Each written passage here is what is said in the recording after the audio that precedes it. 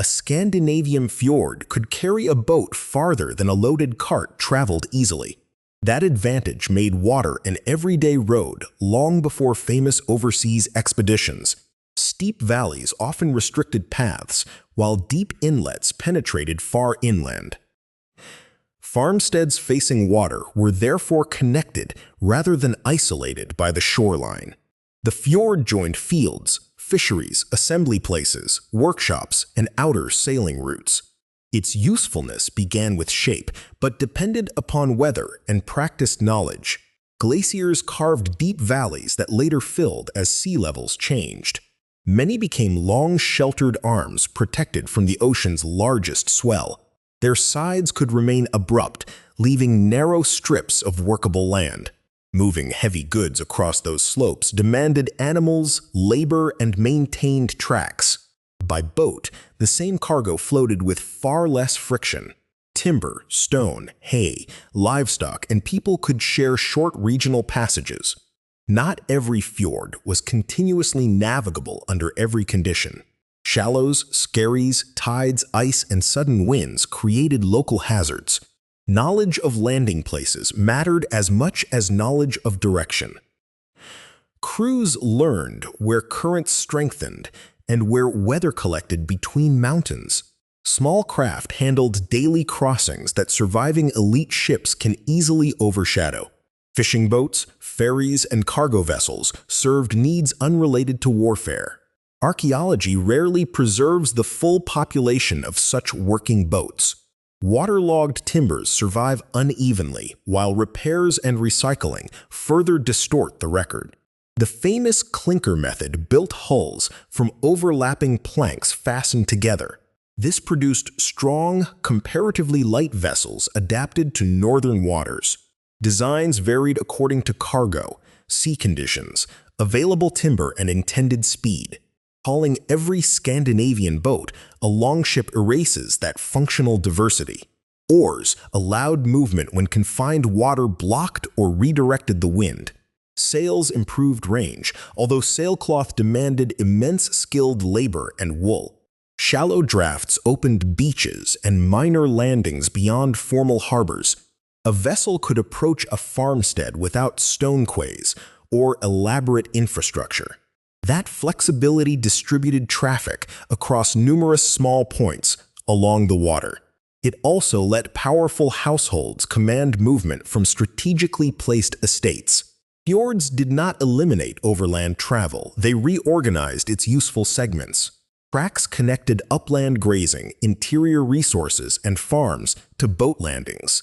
Travelers transferred cargo where valleys, lakes, and sea routes met. The practical network resembled stitched corridors more than one uninterrupted road. Seasonality continually redrew that network's safest and quickest options. Winter ice might hinder navigation locally while enabling travel over frozen surfaces. Summer offered longer daylight, yet agricultural work competed for available hands. Spring melt and autumn storms changed currents, visibility, and departure decisions. Maritime mobility, therefore, followed household calendars as well as political commands. Along western Norway, the protected coastal passage known as the Sheltered Way mattered greatly. Later national language preserves the maritime orientation, though names require cautious dating. Ships could combine fjords with island screens along the outer coast. Short stages reduced exposure compared with an unbroken journey offshore. Waiting for suitable conditions remained part of travel rather than evidence of failure. Communities needed boathouses, hauling places, moorings, and people able to maintain hulls. Large boathouse foundations show organized maritime capacity at selected Scandinavian sites. Their size may indicate substantial vessels, but function varies by context. Such buildings tied naval potential directly to landholding and collective labor. Roads of water still required infrastructure built on shore. Political assemblies also benefited when participants could converge by boat. Thing sites differed regionally, and no single travel pattern explains their locations. Where waterways met settled districts, attendance and communication became more manageable. Leaders could summon crews along routes already used for exchange and kinship. Military musters consequently expanded an existing transport system rather than inventing one. The same landing might receive merchants during one season and armed followers later. This overlap made maritime skill socially valuable beyond specialized seafaring. It also exposed shore communities to demands from chiefs and kings. Ship levies known from later laws may preserve aspects of older organization. Those texts cannot simply be projected unchanged into the early Viking Age. They nevertheless show how rulers imagined coastlines divided into mobilizable obligations. Natural access became political capacity only through administration and compliance. Fjords carried messages and reputations alongside material cargo. News could move between landing places faster than across difficult mountain ground. Marriage alliances, lawsuits, seasonal gatherings, and worship traveled through the same corridors. Christian churches later occupied numerous coastal positions within established settlement patterns. Conversion changed institutions without making the water routes suddenly important. Commercial centers connected these local roads to wider maritime networks. Kaupang in southeastern Norway faced navigable waters near productive districts.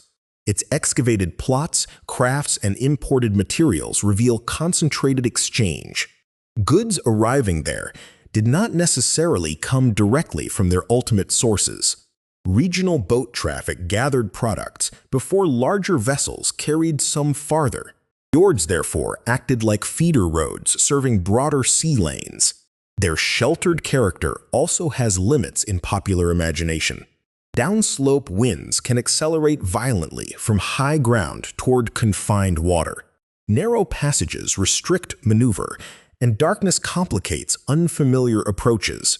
A safe route for residents could remain hazardous for outsiders.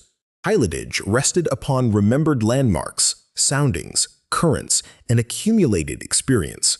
No surviving manual explains the complete Viking Age knowledge system. Experimental sailing can test vessel behavior, but cannot recover every historical judgment. Place names may indicate landings or navigation, although their dates require scrutiny. Settlement archaeology shows where people lived beside transport opportunities. A household shifted fodder, fish, firewood, animals, and neighbors across familiar water.